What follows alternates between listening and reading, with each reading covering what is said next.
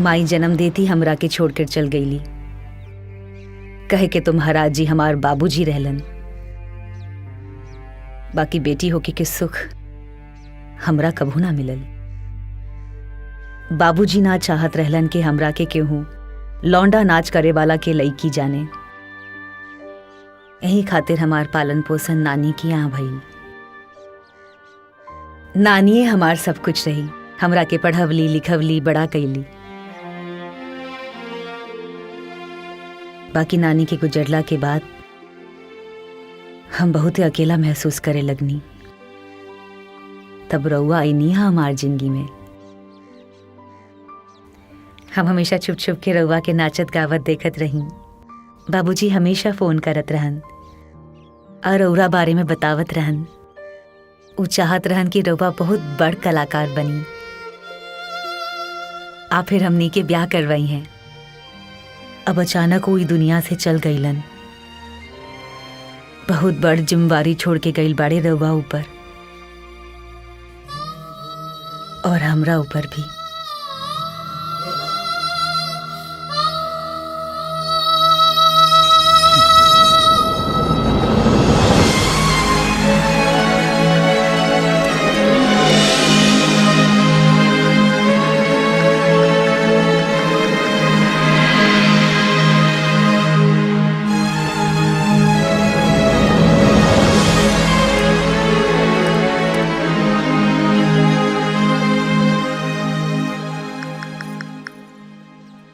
जी सर, हाँ मैंने आपको मेल किया, एक बार आप देखिएगा। जी थैंक यू सो मच।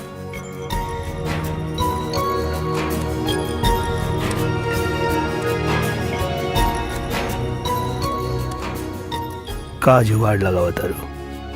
जुगाड़ ना, प्रोग्राम फिक्स कराता नहीं। बहुत बड़ी इवेंट मैनेजर से बात हो गई बा। ई देखी एगो आवरी कंफर्मेशन आ गई।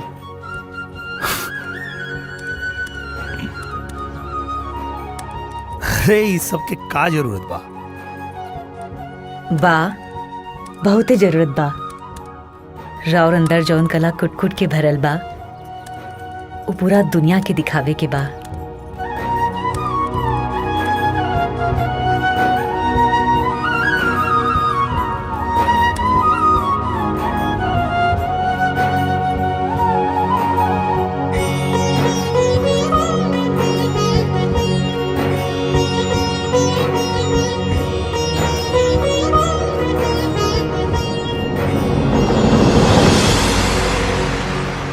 महेंद्र मिसिर और भिखारी ठाकुर की कला के विरासत को आगे बढ़ाता हुआ एक छोटे से गांव में पला बड़ा गरीब परिवार का लड़का अपने सपनों को पूरे देश में साकार करने में लगा हुआ है। पिछले एक साल में बैजू ने हिंदुस्तान के लगभग सभी बड़े शहरों में अपनी कला का प्रदर्शन कर बिहार के इस लोक कला को अलग मुकाम पे पहुंचा दिया है।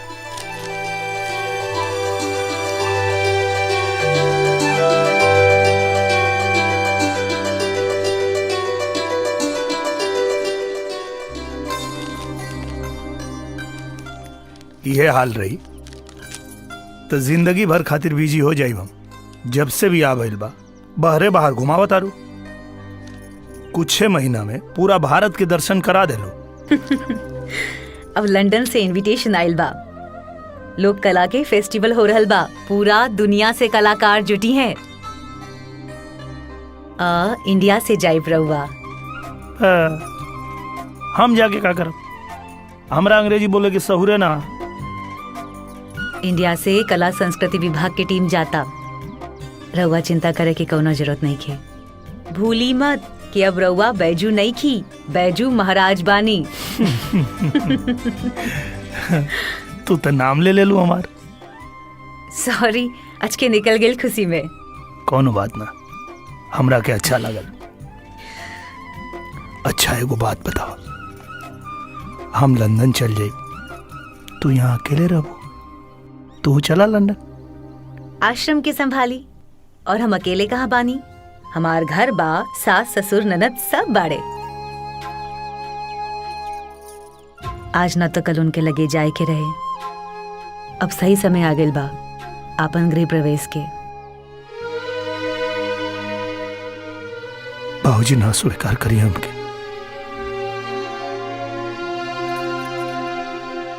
हमरा तो करी है स्वीकार।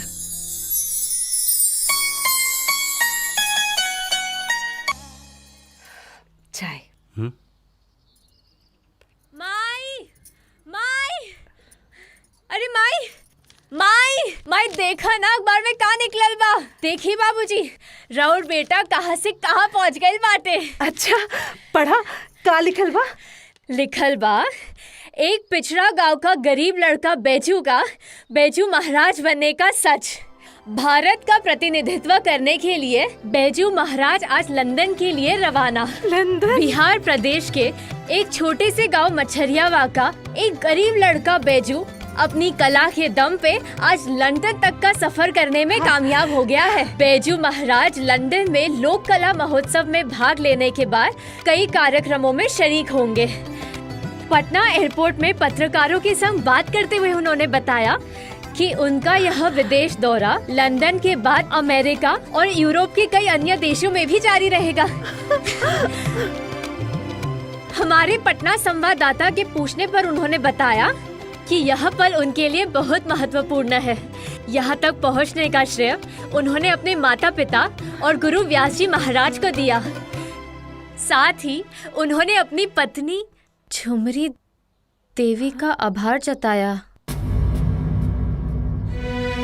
जिसके प्रयास से आज वो विदेश में अपनी धरती से जुड़े कला का प्रदर्शन करने जा रहे हैं।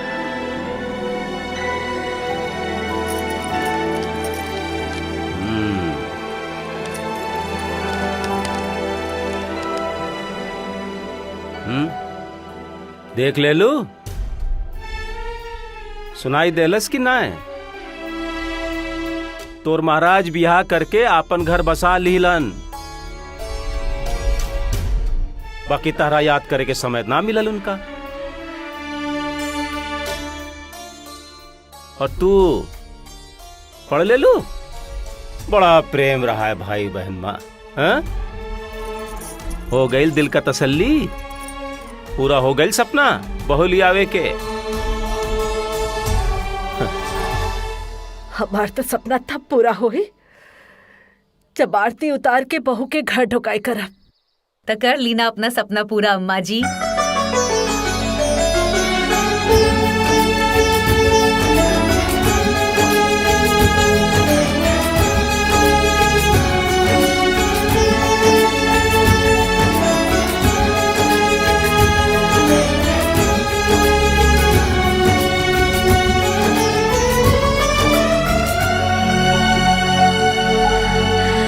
पहुंची?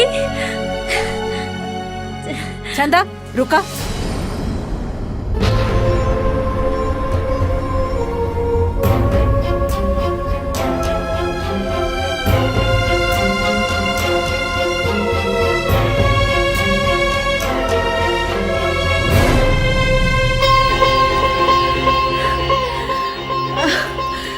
पहले आरती तो उतार ले विदा। जा लोटा भर के चावल ले आ। जा लावती माई।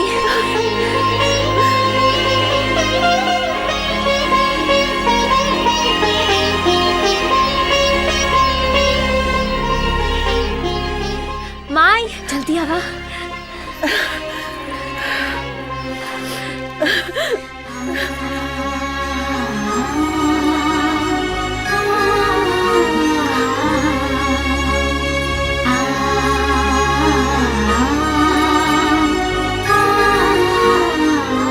रखा। हाँ। भीतर आई। रुको।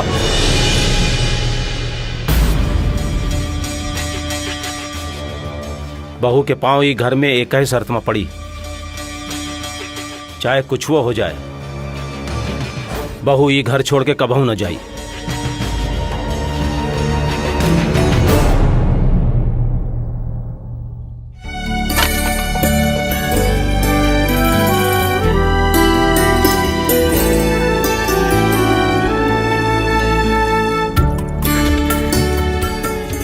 खुश रहो।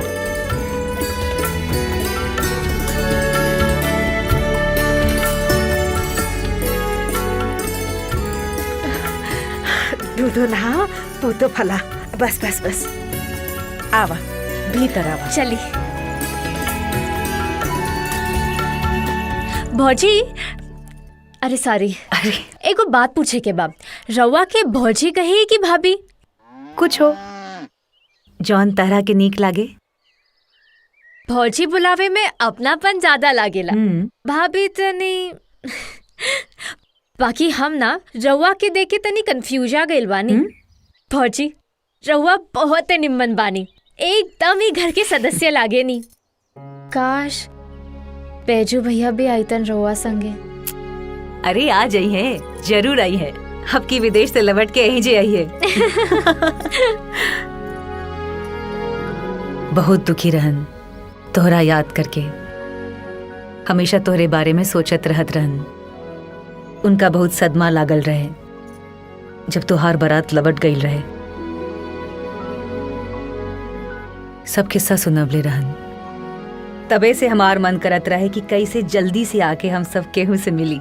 बाकी उनको जिद रहे कि पहले कछु बन जाइब तभी घरे वापस लौटब। अरे अब कितना बनी है, अतना बड़ तो बन गईलन। अरे अम्मा जी, अम्मा जी। हाँ रवा खुश नहीं की हमरा आयला से? अरे अरे ऐसन कोनो बात ना हा बिटिया, हम काहे ना खुश रहा, हम तो बहुते खुश बानी। हाँ अगर तू भैजुआ के संगे आईतू तौरी बेसी खुश होती, पर कोनो बात नहीं, हम बहुत खुश बानी। ए चंदा, चंदा आज बाबूजी निकलत नैखन घरवा से, तनी जाके पूछा था कि का बात बा। माई हमरा डर लगता, हम ना जाए, पता नहीं का बोली है। का है हमारा वे से उनका की कोनो तकलीफ बाका? नहीं अम्मा जी कही तो हम पूछ ली ही। अरे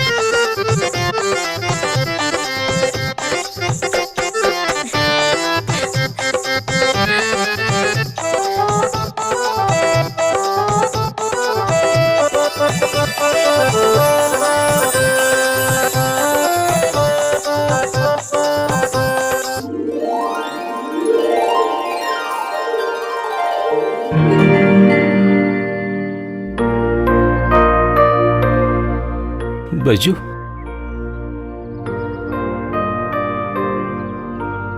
बैजू बाबूजी वो एजा कहाँ बाड़े? वो तो लंदन में।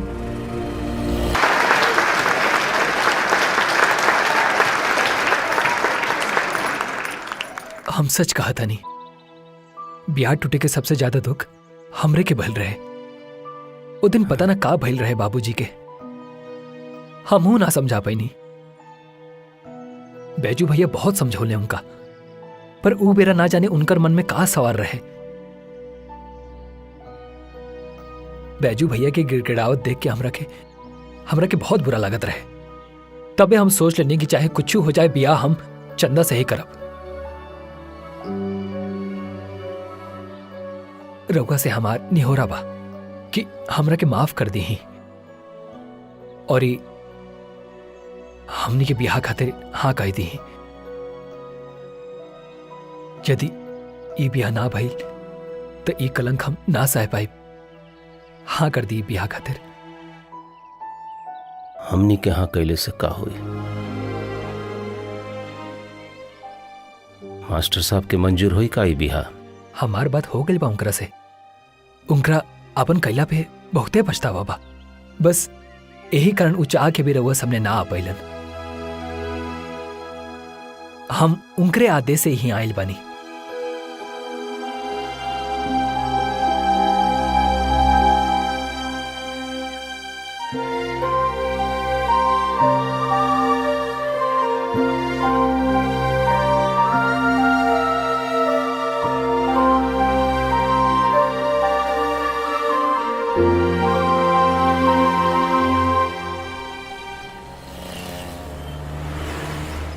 नमस्ते इंडिया। नमस्ते London. Nice to meet you finally. अच्छा, आपको हमारा लंदन कैसा लगा? अरे आप लोग सोच रहे होंगे ना कि मैं इतनी अच्छी हिंदी कैसे बोल लेती हूँ। वो क्या है ना, मेरी मॉम भी इंडियन है और वो बिहार से हैं। स्पेशली आज यहाँ आपसे मिलने आई है मॉम। दिस इज बैजू महाराज आई वाज टॉकिंग अबाउट। नमस्ते। नमस्ते। ई कहा बाबू कि रउआ से हमारे एगो विनती बा कि आज रात के भोजन हमनी के साथे हमरा घर पर करी। अरे बाप रे, लंदन में इतना खाटी भोजपुरी हम सपनों में ना सोचले रहे कि लंदन में केहू इतना खाटी भोजपुरी बोली। अरे रउआ जब इतना बढ़िया भोजपुरी बोलता जी। तो देसी पकवान भी बढ़िया बनाओ तो एकदम खाटी बिहारी। अरे तब तब जरूर आई।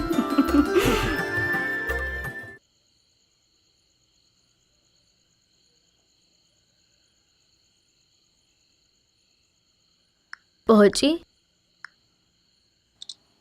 का भइल? इतना देरी तक ने रहुआ जागल बानी। केकरा फोन लगाता नहीं आधी रात के? अच्छा, तो भैया से बात हो रही बाप। फोन उठैयन तबे नु बात करब।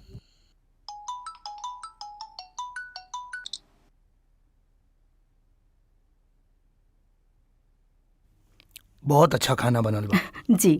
हम तो सोचलहु ना रही कि लंदन में इतना बढ़िया देसी खाना खाए के मिली। रउआ से मिल के, रउआ बारे में सब कुछ जान के हमरा बहुत अच्छा लगल। काहे कि भारत से बहुत सारा कलाकार आवेलन और सबका से मिले खातिर हम जरूर जाइला। बाकी री पहला मौका बा कि रउआ साथे बैठ के एक साथे हमनी के खाना खाता नहीं जा। ई तो हमार सौभाग्य बा जी कि यहाँ विदेश में आपके हाथ के बनल इतना स्वादिष्ट खाना खाए के मिल रहा बा। जी।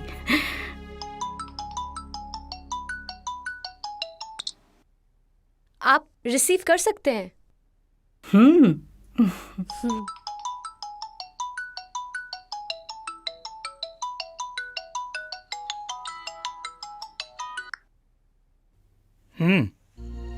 हेलो, कहाँ बानी रउआ? पिछला 4-5 घंटा से रउआ के फोन लगावतानी। लंदन जाके इतना बिजी हो गई नी। अरे ना, कार्यक्रम खत्म हो गया। हम आइल बानी कियारा के घरे खाना खाए। खाना खाता नहीं, बाद में कॉल करी ले दोगे। Hello,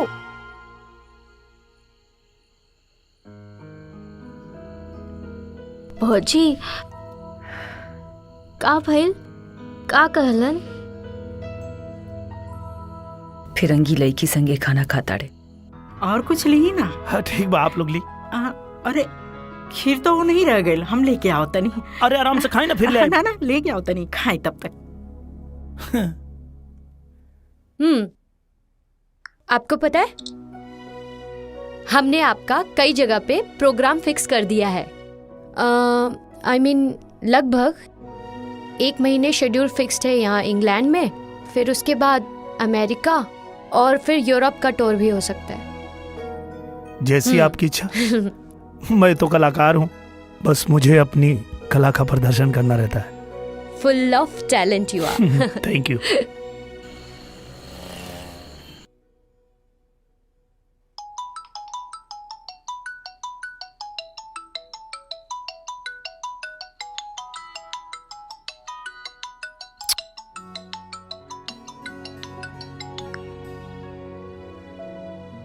hello. Hello, good morning. Good morning. अभैले सुतले बानी का? का भइलो? 9 बज गई।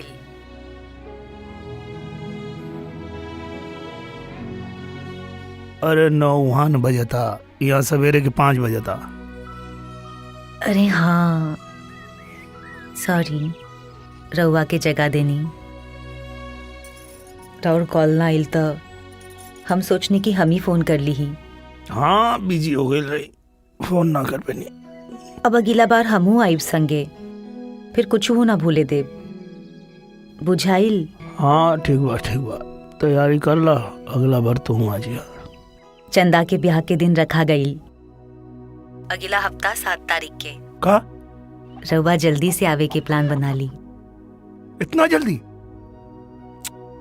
अरे तू तो हमके यहाँ फंसा दिले बाड़ू। लगातार यहाँ प्रोग्राम होता, अभी लोग पता ना कहाँ कहाँ के प्रोग्राम बुकिंग कैले बा। इतना जल्दी हम कैसे आ पाई? आवे के तो पड़ी, बहन के ब्याह बा। बात करी वो इवेंट वाली कियारा से।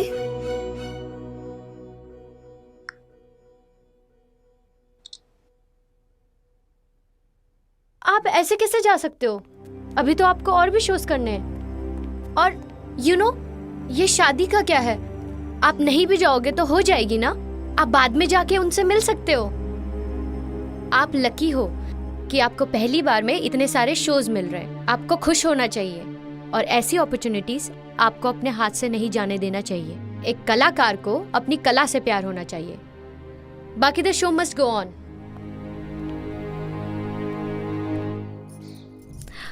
बदल गए बाड़े भैया, आप बहुत बड़ महाराज बन गए ना। अतना मानत रहन हमरा, और हमरे ब्याह में ना आए। बोची, उनका बिना ही ब्याह कैसन लागी।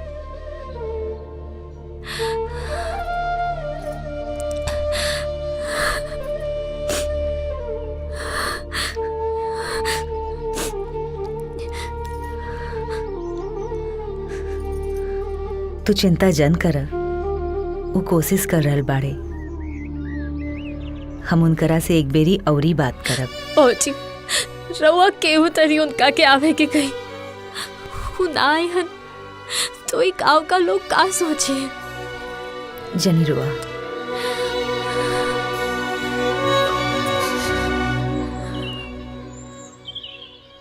पिया कहले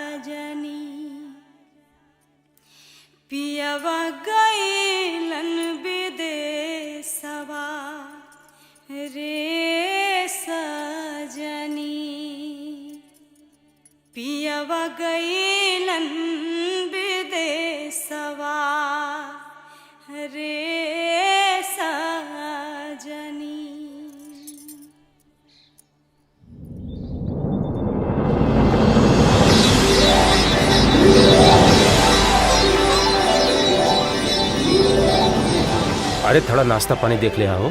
ठीक बा, जाओ। हाँ प्रणाम। बधाई हो किशन भाई रघुआ। अरे आई आई आई। घर तो एकदम झिलमिलाता। हाँ वो सुनिए बैजू महाराज ना पहिन शादी में। वो कहा कि कोशिश तो बहुत कैलस, लेकिन विदेश के प्रोग्राम तो थोड़ा नमस्ते चाचा। मुश्किल। नमस्ते बेटा, आवा आवा।